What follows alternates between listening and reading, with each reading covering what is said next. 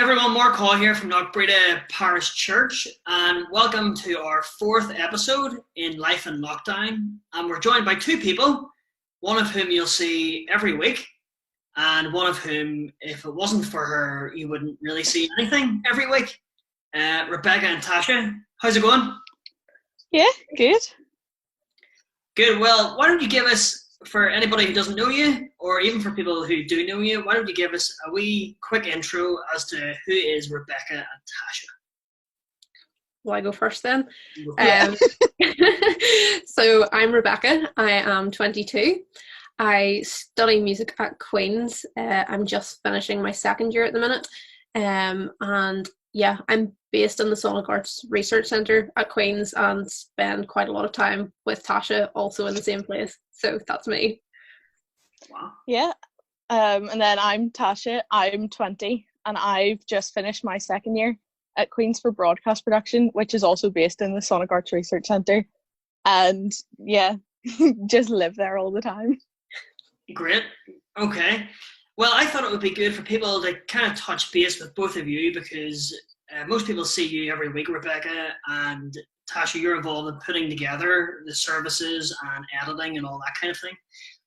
So give us a wee bit of a background as to your involvement in Knockbreda. How long have you been involved in Knockbreda, and what is your involvement in Knockbreda?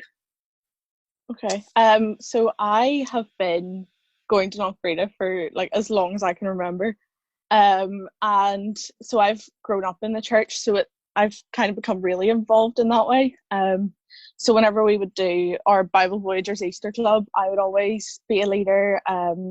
I would be quite involved in some of the music stuff. I would sing, and I've occasionally played the drum box.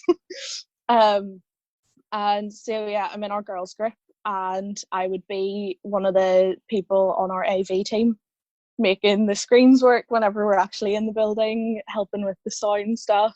And so currently now I am in charge of all of the live streaming and help get some of the stuff up on our YouTube channel. So when people see services go up, they don't just automatically go up. You're the person who, or at least one of the people, one of the main people involved in putting all of that together and actually putting it up online. Yeah, so it would be me and Mum getting them up on the Facebook and the YouTube, but like other people would help get the videos actually together. So yeah. Okay. And I am the director of music in Knockbreda. So I've been dipping in and out for the last 2.5 years, but I've been there full time since February. Really enjoying it. It's a great place to be. So yeah, since sort of February time, I've been involved in X-Ray, which is our sort of young adults home group. I've been involved in Newton Bracism as well for years. And like growing up, I went to holiday clubs in Knockbreda and went to CISM as well. So there's always been a connection there. So that's me. And you're both students, but when you're not typically in lockdown and you're not studying, what are the typical things that you're both up to? So whenever I'm not studying, I'm usually teaching piano a couple of days a week, or composing or doing some other sort of musical activity. And whenever I'm not doing that and not in lockdown, going for coffees with friends, nighttime drives, all that kind of thing. Yeah, but apart from that, it's mostly music. Yeah, and I would a lot of the stuff I would do like outside of Knockbreda and university would still sort of be like churchy things. So I would go to St. Field Road Presbyterian's Young Adults on a Wednesday, and I also help at our Boys Brigade on Wednesdays just before Young Adults. So I always go kind of tired and just done from screaming boys. But like other like at home and stuff, I would be really into drawing and art and that sort of thing, which ends up coming into uni as well, so it's not really something I do outside of studying. Wow, there you go. I didn't actually know that. Didn't realize you were into drawing. There you go. Yeah. Wow. So obviously the last few weeks, months have been a bit unusual for everybody, but you're both Christians. So give us a little insight into what has helped you as a Christian through lockdown and through what has been a very unusual time over the last few weeks. What has helped you most? Well, so I think, like I said, I go to St. Phil Road's Young Adults, and the way it works is we all sort of like take it in turns to take a week. And just like almost just before everything sort of went down and we were put into isolation and stuff, I took one of the studies with Anna Dixon from Knockbreda, and it just so happened to be about joy and anxiety. So I keep kind of like thinking back to that because it just came at like a really good time. And like we were saying the other week, after one of the live streams, like there's no coincidences, and stuff like that does happen for reasons. Like things come into our minds and like come into our lives for specific reasons. So I think there was a reason why that study just so happened to be something that I had to take for young adults, and so I think that has sort of helped me a lot because I got to really study it. And now in an anxious time, whenever none of us know what's going on, I can sort of think back to that. Great, yeah. And Rebecca?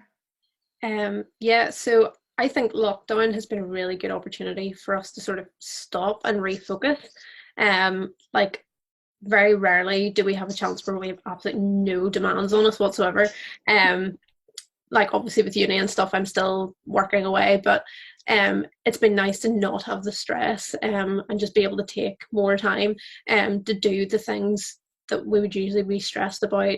And we've also had more time to spend with God and spend in fellowship with each other. Like even through lockdown, we've got the opportunity to use Zoom and things like this to still communicate with people, and that's been really good. Lockdown kind of had the potential to either be the best or the worst thing for me, and it's turned out pretty good so far, so pleased with that. Like God has blessed us with great weather, more time, less stress. We just sort of focus on God and focus on our friends through church and things like that. I've been praying throughout this that God would use the lockdown and this whole pandemic as an opportunity to revive the church.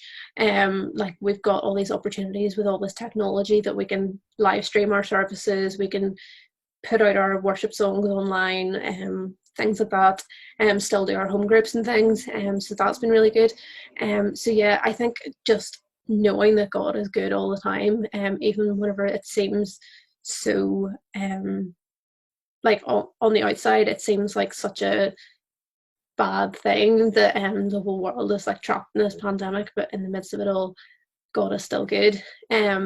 This morning I received a little card in the post from one of my friends from school, and she'd quoted 2 Corinthians 4:16-18, which I felt was a pretty good summary of all of that. So it says, "So no wonder we don't give up, for even though our outer person gradually wears out, our inner being is renewed every single day. We view our slight, short-lived troubles in the light of eternity. We see our difficulties as the substance that produces for us an eternal weighty glory far beyond all comparison, because we don't focus our attention on what is seen, but on what is unseen. For what is seen is temporary, but the unseen realm is eternal." So yeah, basically, it may seem so terrible to us from the outset, but whenever you look deeper into it, just that God is still good and God is still faithful. Yeah. Great. Well, look, I just thought it would be good for people to kind of hear from each of you, because they see you every week, Rebecca, and because you're so involved, Tasha, in putting all of this together, and what you've said in terms of hope in the midst of an anxious time and looking to eternity and knowing that God is good. It's a helpful reminder to me, and I'm sure it will be to everybody else as well. If you were to take everything that you've said, and if each of you were to sum it up in a wee piece of advice for everybody in the church, what would that one piece of advice be? Well, so I think from everything that I was saying, I think what actually best sort of sums it up in a sentence is the Bible. So I'm going to read from Philippians 4, and it's verse 6, which is where this study was based on. And it says, "Do not be anxious about anything, but in every situation, by prayer and petition, with thanksgiving, present your requests to God." Because I think that just sort of, like, yes, there is stuff to worry about, but you don't have to if you pray and bring it before God. So I feel like that kind of also relates to what Rebecca was saying, with prayer, like God can do anything, but you have to first bring it to him, otherwise he can't work through it. Great. And I think something that I've seen a lot on social media through these sort of online services and people putting out recordings of worship songs and things, a song that's been doing the rounds lately is Waymaker, and the bridge of that song says, even when we don't see it, you're working. Even when we don't feel it, you're working. You never stop working. And I think that's a pretty good way to sum up that God is just working and is good in all that he does, even if we can't see it. Superb. Great. Well, thank you so much for joining us, each of you. And I'm sure people will be very glad to hear from each of you and to hear how you're both doing. So thanks so much for joining us, and we'll see you again next week. Thank you.